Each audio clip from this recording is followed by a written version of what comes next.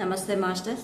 ప్రతిరోజు మనం భగవద్గీత విజ్ఞాన సారం గురించి తెలుసుకుంటున్నాము. అలాగే ఈరోజు కొన్ని విషయాలు తెలుసుకుందాం.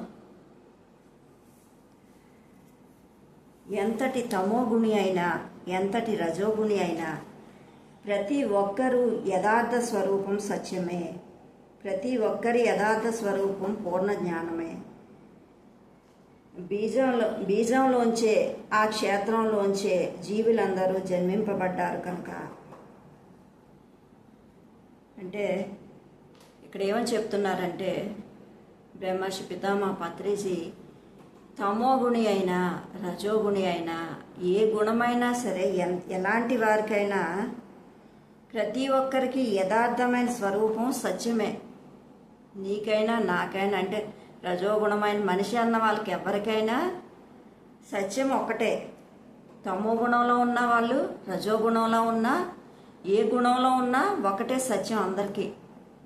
కాకపోతే ఆ సత్యం గురించి తెలుసుకున్న వాళ్ళు వేరేగా ఉంటారు, అసత్యంలో ఉన్న వాళ్ళు వేరే ఉంటారు. కానీ ఎప్పటికైనా తెలుసుకోవాల్సిందే.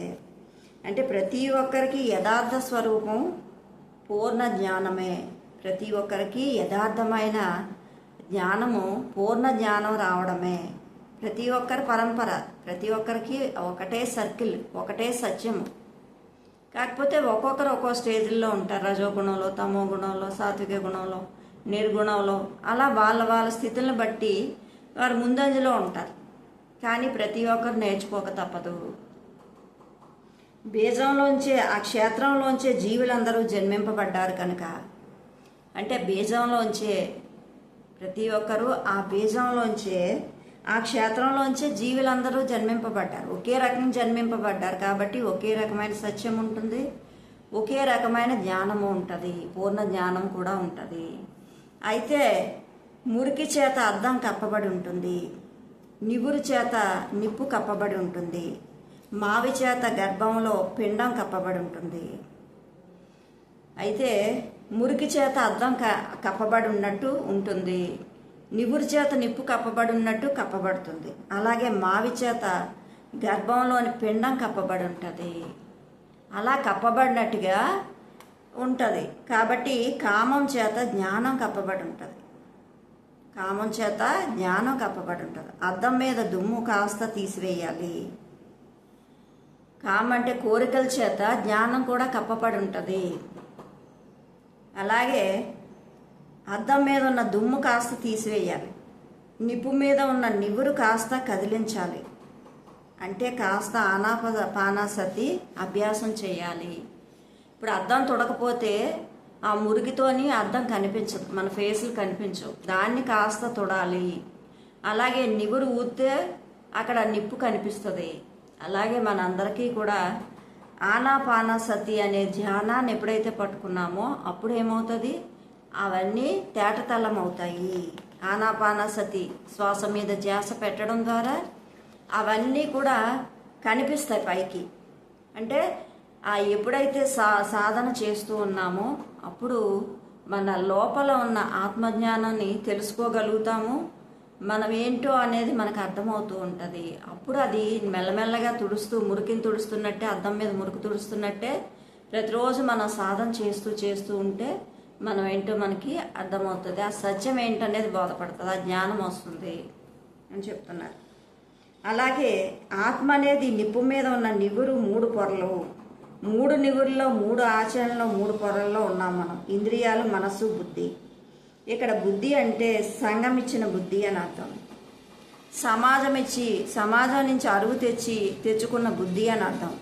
ఈ బుద్ధి మహాత్ముల దగ్గర నుంచి తెచ్చుకున్నది కాదు. ఈ బుద్ధి ఆత్మజ్ఞానం ద్వారా వచ్చిన బుద్ధి కాదు. ఆత్మ అనే నిప్పు మీద ఉన్న నివురు 3 రకాల పొరలతో ఉంటుంది. 3 ఆచరణలో 3 పొరల్లో ఉన్నాయి. ఆత్మ తాలూకా నిప్పు మీద ఉన్న నివురు తాలూకా పొరలు 3 పొరల్లో ఉన్నాయి. అవి ఏంటంటే 3 పొరల గురించి చెప్తున్నారు. ఇంద్రియాలు, మనసు, బుద్ధి. ఇక్కడ బుద్ధి అంటే సంఘమిచ్చిన బుద్ధి అని అర్థం. సంఘమిచ్చిన బుద్ధి, సంఘం నుంచి అరువు తెచ్చుకున్న బుద్ధి అని అర్థం. ఈ బుద్ధి మహాత్ముల దగ్గర నుంచి అరువు తెచ్చుకున్నది కాదు. ఈ బుద్ధి ఆత్మజ్ఞానం ద్వారా వచ్చిన బుద్ధి కాదు. ఓ మూర్ఖ సమాజం కేవలం ఓ మూర్ఖమైన బుద్ధినే ప్రసాదిస్తుంది. అలాగే వైద్య శాస్త్రజ్ఞులు మాంసం తినండి అని చెప్తారో, అంటే ఓ మూర్ఖ సమాజం కేవలం ఒక మూర్ఖమైన బుద్ధినే ఇస్తుంది.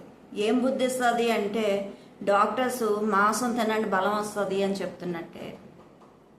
అలాంటి బుద్ధి అన్నమాట. ఎలాగైతే పూజారులు విగ్రహాలను ఆరాధించండి అని చెప్తారో అలాంటి బుద్ధి అన్నమాట. డాక్టర్లు ఎన్వీలు తినండి బలం వస్తుందని చెప్తారు, అలాంటి బుద్ధి సంఘం ఇచ్చిన బుద్ధి. అలాగే పూజారులు ఏం చేస్తారు, విగ్రహారాధన చెయ్యండి అని చెప్తారు, అలాంటి బుద్ధి అన్నమాట. అలాగే ఎప్పుడైతే డాక్టర్లు మీ రోగాలు మా దగ్గర మందులు ఉన్నాయి అని అంటారో అలాంటి బుద్ధి అన్నమాట. మీ రోగాలకి మా దగ్గర మందులు ఉన్నాయి అని చెప్తారు, అలాంటి బుద్ధి అన్నమాట సంఘం ఇచ్చిన బుద్ధి అంటే. సంఘం ఇచ్చిన బుద్ధిని బట్టే వాళ్ళ చేష్టలు కూడా ఉంటాయి అని చెప్తున్నారు. ఇంద్రియాలు, మనస్సు, బుద్ధి ఈ మూడు కూడా కామ క్రోధ విశృంఖనాలకి ఆశ్రయాలు. ఇవి జీవాత్మను కప్పేసి మరుగుపరిచి మోహింప చేస్తూ ఉంటాయి. ఇలాంటి సంఘం ఇచ్చిన బుద్ధి ద్వారా ఏం చేస్తాయంటే వాళ్ళని ఆశ్రయించిన వాళ్ళు కూడా ఈ మూడు కూడా కామ క్రోధ విశృంఖనాలకి ఆశ్రయాలు. ఇవన్నీ కూడా వాటిని బట్టి కప్పేసి మరుగుపరిచి మోహింప చేస్తాయి. ఇవన్నీ కూడా మోహం అంటే అతి విపరీతము, మోహింప చేస్తూ ఉంటాయి అంటే అతి చేస్తూ ఉంటాయి, విపరీత చేష్టలు చేస్తూ ఉంటాయి అని అర్థమాట. మోహం అంటే అతి విపరీతం, మోహింప చేస్తూ ఉంటాయంటే అతిగా చేస్తూ ఉంటాయి, విపరీత చేష్టలు చేస్తూ ఉంటాయని అర్థము.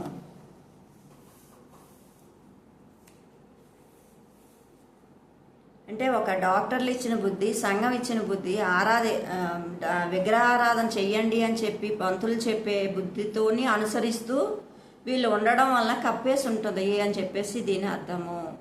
వాళ్ళకి నివురుగప్పిన నిప్పుల్లాగా ఉంటారు. ఎప్పుడైతే ఆత్మజ్ఞానం కోసం పరితపించి శ్వాస మీద ధ్యాస ఎప్పుడైతే పెట్టారో అప్పుడు చక్కగా వాళ్ళు ఈ ధ్యానాన్ని అందుకోగలుగుతారు. వాళ్ళ ఆత్మశక్తి, పూర్ణమైన శక్తిని తెలుసుకోగలుగుతారు.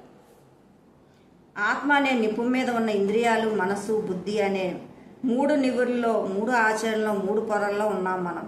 ఇంద్రియాలు మనసుకు మూలమైంది. మనసు చెప్పినట్టు ఇంద్రియాల వెంట పరిగెడతాం. మనసు కన్నా బుద్ధి బలమైంది. మనసు కన్నా సంఘం ఇచ్చిన బుద్ధి బలమైంది. సంఘం ఇచ్చిన బుద్ధిని బట్టే మనం చేష్టలు ఉంటాయి. అయితే వీటన్నిటికంటే గొప్ప ఆత్మబలం ముందర సంఘం తల వంచి తీరుతుంది. అంటే మనసు, బుద్ధి అనే మూడు నివురుల్లో పొరల్లో ఉన్నట్టు మనసు చెప్పినట్టు ఇంద్రియాల వెంట పరిగెడతాము. మనసు కన్నా బుద్ధి బలమైంది. మనసు కన్నా సంఘం ఇచ్చిన బుద్ధి బలమైంది. సంఘం ఇచ్చిన బుద్ధిని బట్టే మన చేష్టలు ఉంటాయి. అంటే వీటినన్నిటికంటే గొప్పది ఆత్మ. ఆత్మ బలం ముందు ఈ సంఘం తల వంచి తీరాల్సిందే అని చెప్తున్నారు. అంటే ఎప్పుడైనా మనకి ఆ సంఘం చేష్టలు అమాయకత్వంతో, అజ్ఞానంతో ఉంటాయి. కానీ ఒక 100 మంది ఏది చేస్తే అదే గొర్రెల మందలా చేస్తూ ఉంటారు ఆ సంఘం అనేది. ఎవరో నూటికో కోటికో ఆ జ్ఞానం ఉన్న వాళ్ళు పైకి వచ్చి ఆ బుద్ధితో పనిచేసి మనకి ఏది అవసరమో అది తెలుసుకొని ఆ శ్వాస మీద ధ్యాస పెట్టి, ఇది కాదు మనం భూమి మీదకి వచ్చిన పని, మనం చేస్తున్నది ఈ రకమైన హింస చేస్తున్నాము, జంతువులను చంపి తిని హింస చేస్తున్నాము. అలాగే మనం డాక్టర్ల దగ్గరికి పోక్కర్లేదు, హాయిగా ఆనందంగా శ్వాస మీద ధ్యాస పెట్టడం ద్వారా మనకి అన్నీ కూడా నెరవేరుతాయి అని చెప్పేసి తెలుసుకొని ఆ సత్యంలో జీవించేవాడే ఆత్మజ్ఞానులు అవుతారు. వాళ్ళలో పరితపించాలి ఆత్మజ్ఞానం కోసం, అప్పుడే అది ఇవ్వబడుతుంది. ఆ ప్రకారం ఎవరైతే ఉంటారో ఆ లోపల ఉన్న నివురు అనేది తెలుస్తుంది, ఆ పూర్ణ జ్ఞానం తెలుస్తుంది, సత్యంలో జీవించడం తెలుస్తుంది. ఈ విధంగా ఎప్పటికప్పుడు మనం మలుచుకుంటూ అద్భుతంగా జీవించడమే జ్ఞానం అంటే. Okay masters, thank you. Share చేయండి, లైక్ చేయండి. అద్భుతంగా ఈ సాధనలో ఉన్న ప్రతి విషయాన్ని కూడా తెలుసుకోండి. బ్రహ్మర్షిపితామహ పత్రిజీ అందించిన అద్భుతమైన జ్ఞానసారాన్ని తెలుసుకుందాం. శ్వాస మీద ధ్యాస పెడదాం, అద్భుతంగా జీవిద్దాం. Thank you.